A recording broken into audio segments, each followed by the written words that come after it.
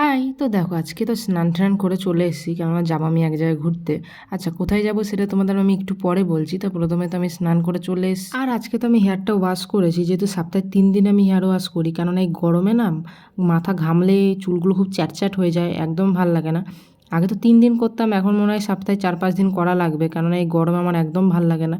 শীতকালে তো চুল ওঠে আর গরমকালে এমনি মাথা ঘেমে যায়। মানে সব দিকেই অসুবিধা।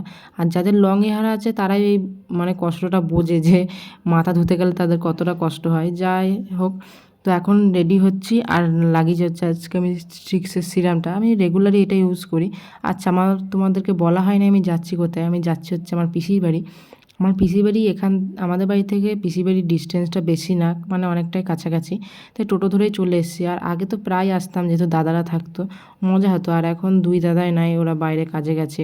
তো এলে এতটা ভাল লাগে না, তাই এত আসাও হয় না। আর এসেই তো দেখছি যে ঠাকুমা মাংস চাপিয়ে দিয়েছে, মানে উনুনের জালে। আর উনুনের জালে না মাংস বলো যে কোনো কিছুই রান্না বলো বেশি টেস্ট হয় আমার কাছে মনে হয়। আর এটা কী গাছ বলো তো? এটা হচ্ছে চুই গাছ।